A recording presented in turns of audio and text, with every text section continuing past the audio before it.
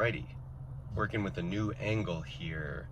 So forgive me if I don't know or remember where the camera is. I'm gonna look and just kind of work with what I have here, because originally I wasn't even planning on recording this, but it's an idea that I've been thinking about for a while now. And what it is it's about American business and American life, and that's that our culture and our way of life is very much about, it's teaching people to value money so they can therefore waste time. And wasting time is wasting life, right? I don't just mean the sort of leisure culture that's bought and sold. And it's a leisure culture that a lot of people can't even feel good about because, what's the point of leisure if you're not living a dignified, meaningful, connected life, right? The whole corporate structure has, taken away everything about human life that's valuable, devalued it down to nothing. Things which used to take time and effort now don't, so people don't develop skills. Various parts of our very nature and our survival apparatuses, right? Like our minds and our hearts and various components of who and what we are and how we are dies off as we make our environment easier to handle, as we supposedly make things easier to handle and save time. Supposedly this is to serve life. Supposedly this is to save time, and saving time in theory is saving life. But not necessarily when the time is then wasted or then co-opted and utilized to other people's purposes. Like thinking about something like customer service is absolutely important for people and businesses. And I think it has been and will be the deciding factor in how and why a lot of businesses and services die. Right? Because businesses and services die when they can't keep up, when they can't compete, when they don't discern trends, when often it's business owners who just do the same, right? They follow the American business model, right? This is why most businesses fail, because they follow the model, and the model told them, do the same thing over and over again. That can work forever, right? There's nothing so big that it can't fail. There's nothing so useful right now that it can't not be useful tomorrow, right? Or there's nothing that works now that won't work tomorrow, right? Like you can just do it forever. The same things forever. No, it turns out things change, seasons change, people change. We're supposed to change. It's called growth. With growth comes change of need. The nutrition needs of a child, let's say, for example, are not the same as the nutrition needs of an adult. The intellectual and emotional needs of a child are not the same as that of an adult. So I could go on down the list of how and why these things and values and peoples vary, but ultimately I'm bringing it back around to, in our very society, in our way of life, to give you an example about this, valuing money, wasting time, and everything's a tax. And when the corporation itself and their whole motto is don't bother us, yet we're entitled to your time and your money. And if you got to call someone, you're lucky if you don't get a call center in India. Anytime it's time to hold someone responsible and say, hey, there's a big mistake here, hey, I need help, it's like now all of a sudden, minutes, hours, days of your life just start getting siphoned off into the machine. And I get it, other people need jobs, but their jobs should not be wasting people's time. And I know that's not the intention. A lot of people, they're just, they're not there. Their heart's not in it. They don't want to be working the job, right? This is the thing about capitalism in America. Like, there's no longer really pretending like working a job is great, that people wanted to do it, that people ever wanted to do it. It was always necessity, so the idea that someone creates a business, whoop-de-doo, another business. Great, most of you and most of them will fail in the first, few months, the first few years, then the first 5 years, and the first 10 years. There's a reason why only a few large corporations survive. There's a reason why small businesses have all been gutted and destroyed. Never mind, a lot of that's government incompetence, overtaxation, just so much government meddling in small business and in our individual and personal lives, which absolutely gets in the way and interferes and destroys our public lives as well easily. Because even something like, okay, my internet or my Microsoft account got bricked. I have so many things connected to that now I have to spend hours. Like this morning, I already got stuck on the phone for. I was surprised. It only took a half hour for 3 different people to refer to me to the right person, to then take a half hour just to get a simple account recovered. And then it's not just dealing with this sort of thing. It's also like, oh great, and everyone's got different menus and layouts and all these different options, and where's the unsubscribe button? Oh, you hid that. Right, because you all feel entitled to take as much as you can and as much as you want. You all feel entitled to waste people's time, to waste people's life, to waste people's money, right? Everyone has it, so they can just, right? Like, the whole thing seems like a trap to me. The whole thing just seems like a siphon, where the corporation is ultimately saying, this is the real truth of American business and how this stuff works is, hey, we will take everything you give us. If you're willing to give us your life, your time, your money, that's your bad. That's your stupid. You didn't ask for proper compensation. You didn't demand proper compensation.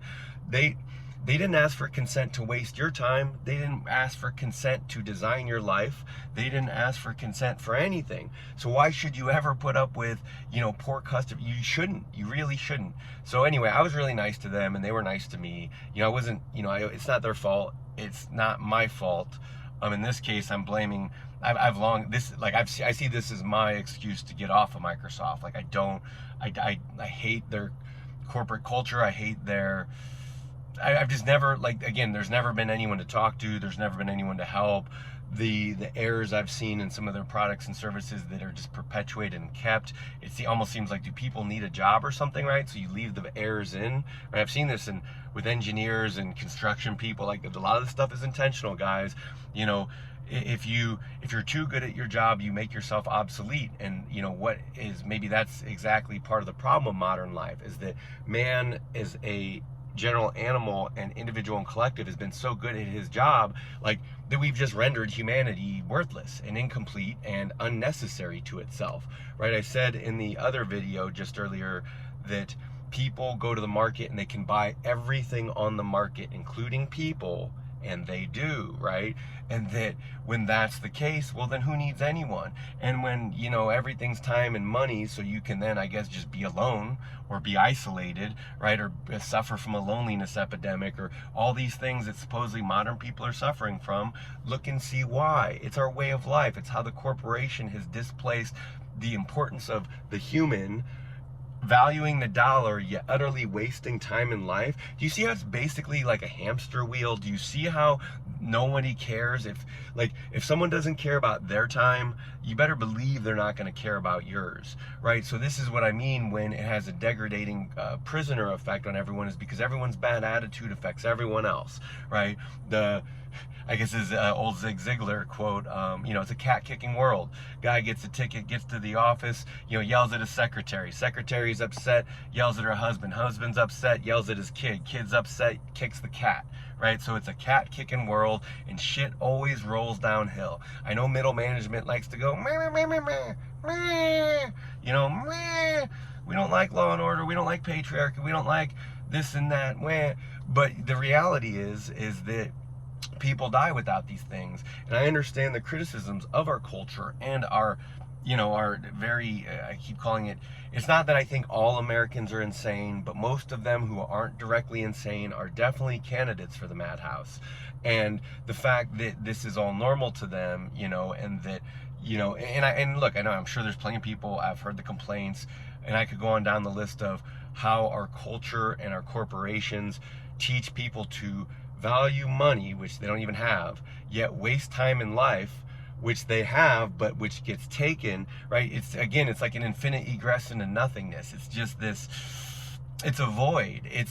That's why, and it's designed to be a void, because if the consumer is fulfilled, no more consumption, right? No more fucking consumption. So let me check my loose ideas here. Yes, American business, value the dollar, corporation teaching Americans to value money but waste time in life itself, right? Before we were a media culture devouring probably 12 hours of social media a day, America was a TV culture, and the average American, and lots of Americans, spent lots of time watching TV, which meant lots of time getting advertised to, watching commercials. Social media is no different, right? That's also how they take your time. And there's been this long warfare between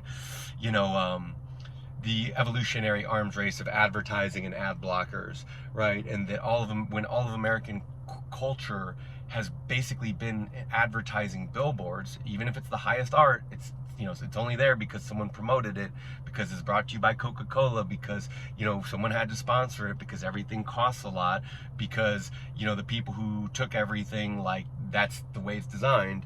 But you know, this is where I get into saying that customer service does matter. Whether it's a restaurant, you're delivering products, do you have salesmen, a sales force, a forward-facing sales team, and people who deal with the general public?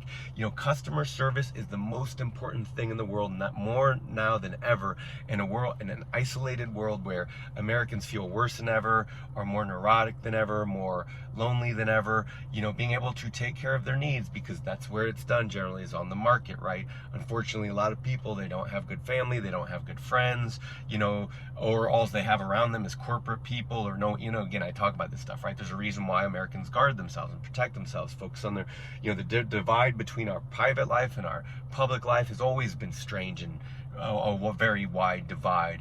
And I think what we've seen within our culture, you could say something like those two poles kind of inversing and coming out to then be seen, both what the norm was and what the exceptions were that were hidden. It's not that they weren't there, they were there all along. It's just you guys repressed it. Everyone repressed themselves. So you see what America looks like when everyone stops repressing what they really hide inside.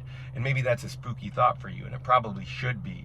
But moving on here, you know, the idea of leisure time, right? What does leisure time mean when it's meaningless, when it's pointless, when it serves no purpose? Like, yeah, save time, save money.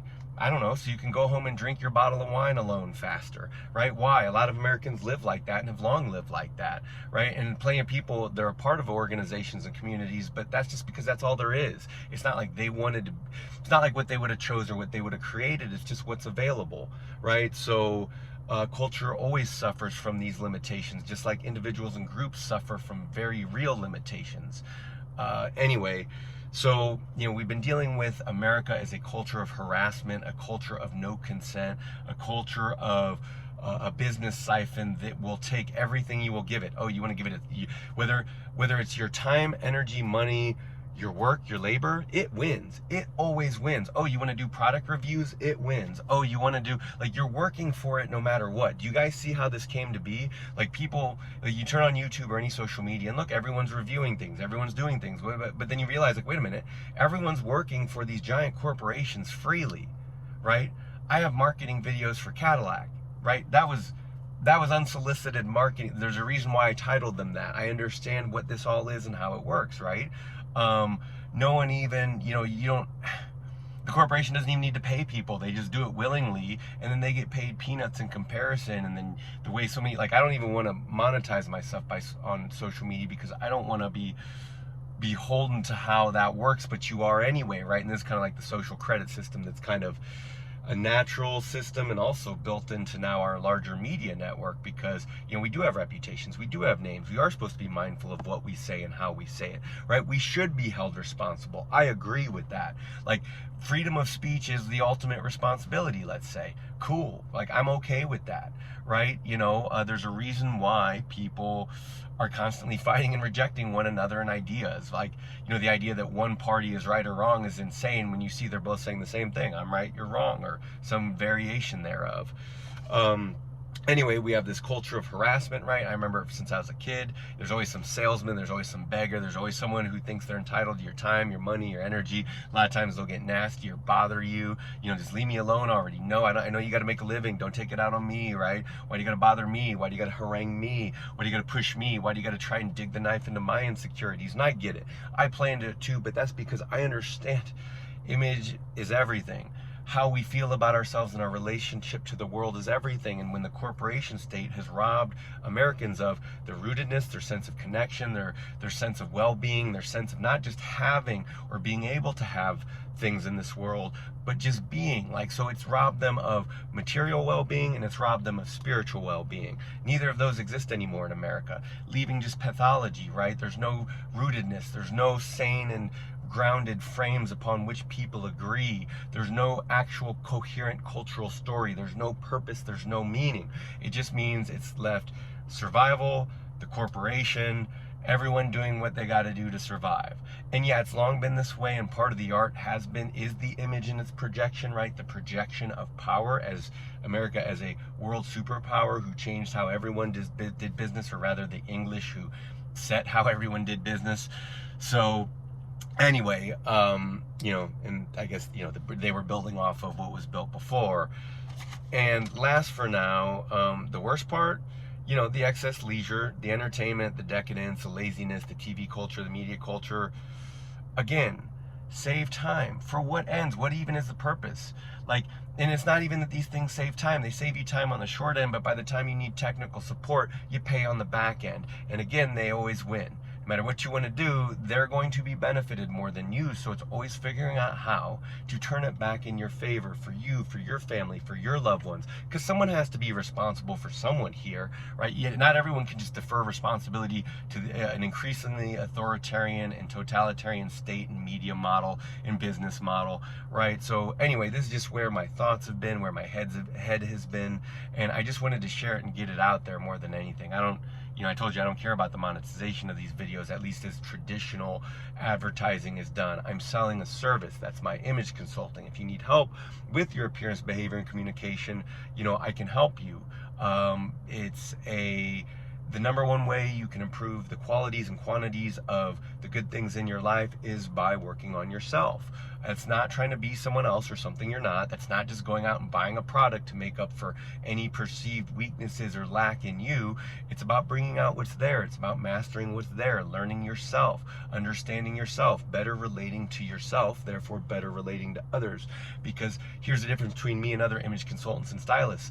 I understand more than anyone else how not just our external image, our projected image, but how our self-image relates to ourselves and how we see ourselves in the world, how we want to be seen. And this has everything to do with sanity. That's our rootedness, our connectedness to one another, our ability to communicate with one another, our ability to enjoy life. And I've been talking a lot about measures of pathology, but very soon we will start talking about measurements of well-being. So maybe that'll be the next video. Measurements of well-being. How can you tell a sane and healthy and happy person? What does a healthy and sane and happy person look like? What is their life like? How do they live? What do they think about? What occupies their time? What's their value system and why, and how'd they get to that? How'd they develop it? How'd they earn it? How'd they create it? Where'd they learn it? Who were their teachers? What were their influences? We go on down the line of all these good things, because life is made up of so many beautiful things. And again, another hot, beautiful day in sunny California. I hope your day is going well, and I'll talk to you soon. Thanks for your time and attention. I understand that no one's entitled to anything, no one's a hostage to anyone, and you shouldn't be. So, take care of yourselves.